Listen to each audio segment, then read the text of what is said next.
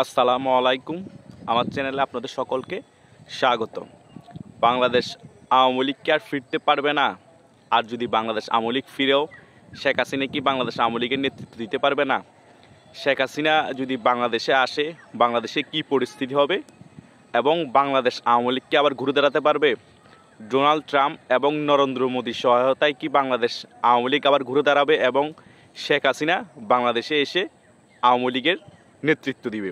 অনেকগুলো প্রশ্ন থেকেই যায়, কিন্তু আমার ব্যক্তিগত অভিমত হচ্ছে বাংলাদেশ আওয়ামী লীগ যদি ঘুরে দাঁড়াতে হয় তাহলে বাংলাদেশ আওয়ামী লীগ থেকে যত দুর্নীতিপরায়ণ এবং লুটতরাজ আছে, যে সকল নেতা অতিরিক্ত ইমেজ সংকটে আছে, সেই সকল নেতাকে ছাঁটাই করে ফেলতে হবে এবং বাংলাদেশ আওয়ামী লীগের তৃণমূল পর্যায় থেকে একদম কেন্দ্রীয় পর্যায়ে সকল নেতাকে সাংগঠনিকভাবে সুসংগঠিত করতে হবে এবং যারা ক্লিন ইমেজের নেতা তাদেরকে লাইমলাইটে আনতে হবে, তাদের নেতৃত্বে বাংলাদেশ আওয়ামী লীগকে গড়ে তুলতে হবে এবং ছাত্রলীগের মধ্যে অনেক ধরনের অছাত্র রয়েছে, সেই সকল অছাত্রকে আপনার ছেঁটে ফেলতে হবে এবং যারা মেধাবী এবং ক্লিন ইমেজ যাদের জনপ্রিয়তা রয়েছে তাদের মাধ্যমে ছাত্রলীগকে নেতৃত্ব দেওয়াতে হবে এবং যুবলীগের মধ্যেও সেম কাজ করতে হবে।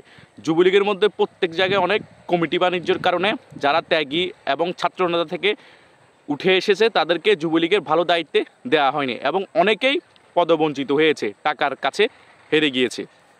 আমার সবচেয়ে গুরুত্বপূর্ণ যে দিকটা মনে হয়, যারা তৃণমূলের কর্মী আছে এবং যুবলীগ আছে, আওয়ামী লীগ আছে, সকলকে উজ্জীবিত করে তুলতে হবে।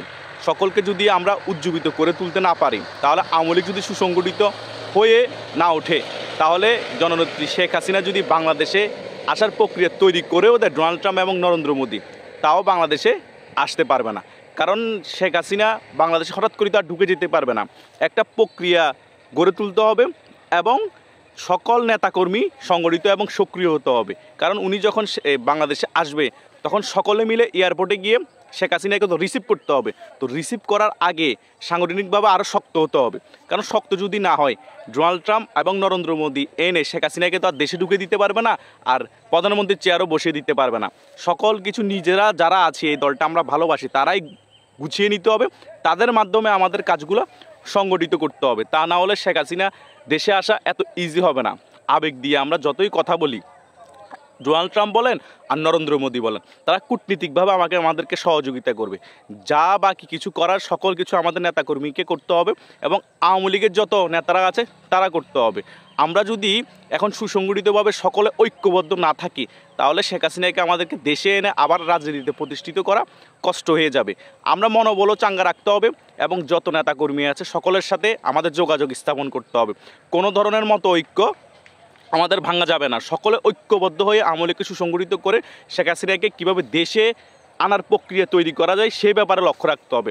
আর বিদেশিভাবে আমাদের যত কূটনৈতিক সহায়তা দেওয়ার, সে সহায়তা আমাদেরকে ডোনাল্ড ট্রাম্প এবং নরেন্দ্র মোদী ইন্ডিয়াও দিয়ে যাবে, সে বিষয়ে আমাদের চিন্তা করা লাগবে না। বহির্বিশ্বে আমাদের সাপোর্ট আছে, কিন্তু বাংলাদেশের মধ্যে আমাদের জনগণের মতামতের ভিত্তিতে এবং জনগণের সাপোর্ট নিয়ে শেখ হাসিনাকে দেশে ফিরিয়ে আনতে হবে এবং শেখ হাসিনার যত উন্নয়নমূলক কর্মকাণ্ড আছে সেই সকল কিছু জনগণের মধ্যে ছড়িয়ে দিতে হবে।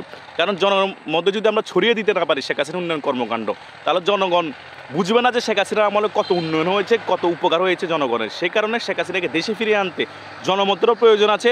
আওয়ামী লীগের যত কর্মীরা আছে তাদেরও সক্রিয়তা হওয়া এবং সংগঠিত হওয়ার প্রয়োজনীয়তা রয়েছে। তারপরে আমাদেরকে ডোনাল্ড ট্রাম্প এবং নরেন্দ্র মোদীর সহায়তার মাধ্যমে শেখ হাসিনাকে আমরা দেশে ফিরিয়ে আনতে পারব। ধন্যবাদ সকলকে।